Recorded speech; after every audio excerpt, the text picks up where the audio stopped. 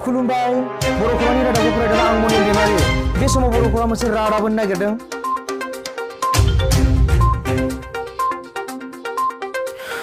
बर' खौरां बे समाव मोनसे गुरुत्वपूर्ण खबर होनो नागिरदों।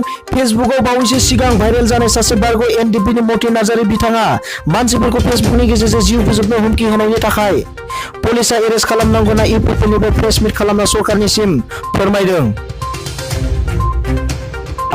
मा फोरमायनो जों मिथिना लानि फै। थांनाय 2 तारिख जुलाइ 2020 बे दिनखालि मार्टिन नार्जारी हठात एम मोन्थाय बिथाङा ससियेल मिडियानि गेजेरजों बिथाङा जिबादि माखासे बाहायथावै खोथा बाहायदों, माखासे बहुत गिख्रंथाव सिगिनाय खोथा बाहायदों, बिनि सायावनो जोङो माखासे कन्डेम खालामनानै बुंनो सानो। बिथाङा सासे गावखौ गोरों सोद्रोमा होननानै बिथाङा माखासे गोरोंनि आखुखौ दिन्थियालासे माखासे जोंनि समाजाव रायलायथावै खोथाफोरखौ रायलायनानै बिथाङा बहुत आगोलनिफ्रायनो स्ट्रागल खालामबोनाय लिडार माखासेफोरखौ गाज्रि रावजों रायदों। आरो बेजों लोगोसे बिथांमोना बिटिआर जाखांनायनि उनाव जिबादि सान्थि जाबोबायमोन, बे सान्थि जाबोनायनि लामायाव फैबाय थानायखौनो आरो गोदानै माबा मोनसे दावराव खालामनायनि सम्भावना लानानै बिथांमोना गाज्रि थ्रेटेनिं होदों। जेरै माने आगोलाव जानायनिफ्राय ट्रिपल 3 जन मानसि बुथारलायनाय बा थै बोहैनाय बेफोरबायदि खोथा बुंदों।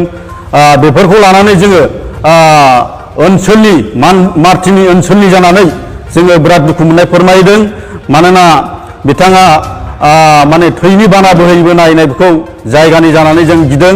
आरो लोगोसे जोङो फाथाबारि प्राइमारि इउपिपिएल जानानै उगुरि प्राइमारि इउपिपिएल जानानै दिनै जों बेखौ सोंखारिनो सानो। बिथाङा सासे रोंगौथि गोनां मानसिब्ला, सासे माबा मोजां मानसि जानो नाजानायब्ला गावबो मा जानांगोन, बियो माने डिसिप्लिन मेनटेन खालामनांगोन। आरो बिथाङा सासे एनडिपिनि सोद्रोमा होननानै गावखौनो लिडारगिरि दिन्थिबाय थानाय बेखौ जों नुनो मोनदों। बेखौ जोङो आगुनि एक्स एनडिपिनि मानसि जानानै जों गोख्रों सोंखारिनो सानो। बिथांखौ माब्ला एनडिपिआव खामानि मावा बेखौ जोङो सोमोनांनोसो ओंखारो, माने नुनो मोननाय जायाखै। बिथाङा मानो गावनि मोनसे समाव अबेबा आफादजों जड़ित जादों ना मादों बेखौ मिथिया। बिथाङा माने उनाव बिथांखौ जोङो माने गावनि माखासे बिजनेस पारपास माबा मोनसेयावसो थानाय नुदों। दा बे मुहुर्त समाव इलेक्सन समाव एनडिपि नाम लानानै बिथाङा गावखौ लिडारगिरि दिन्थिदों, बेखौ जों आसरित मोनदों। बेखायनो बुंनो सानदों जों दा जों गोजोन थासारिखौ लुबैयो, जोङो सान्थिखौ लुबैबाय। सान्थिखौ लुबैनायनि थाखायनो जोङो खौसेयै रायलायलायनानै गासिबो संगठनजों बर'नि गेजेराव गुबुन जाथिनि गेजेराव खौसे रायलायलायनानै जोङो दिनै सान्थिखौ लुबैदों। आरो बेनि गेजेराव बियो माबा मोनसे थ्रेटेनिं गोदानै माबा दावराव खालामबावनायनि माखासे खोथा बुंनायखौ जोङो सन्देह मोनदों, माने गिनाय मोनदों। बेखायनो बिथाङा बेफोरबायदि बुंनायनिफ्राय जोंनि माखासे लिडारफोरखौ गाज्रि रायनायनिफ्राय, जेरै गोबिन्द सार बिथाङा 34 इयार्स स्ट्रागल खालामबोबाय, बिथांखौ माखासे बोरमा फान्था मा फान्थाना रायबाय।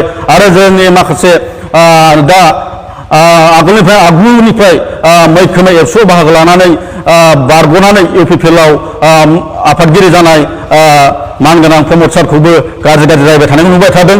बेफोरखौ जोङो दिनै नुबाय थानानै खोनाबाय थानानै ससियेल मिडियानि गेजेरजों नुबाय थानानै जोङो जोबोद दुखु मोनदों आरो लाजिनाय मोनदों। आरो बिनि माखासे खोथा बे थ्रेटेनिंआव जों गिनायबो मोनदों। बेखायनो बिथाङा बेफोरबायदि बुंनायनिफ्राय जानगाराव थानांगौ बियो। आरो रायलायनाय माखासे खोथाफ्रा समाजजों गोरोबनाय बाथ्राखौ रायलायनांगौ। गाव सासे गल्ड मेडेलिस्ट मोननायब्ला बिथाङा मानोथो गल्ड मेडेलिस्ट मोननाय मानसिया मानो दिनैसिम साख्रि बाख्रि मोनसे इंगेजआव गैया? सासे गल्ड मेडेलिस्ट मोननाय मानसियाथ' बियो माखासे खामानियाव थाब इंगेज जायो।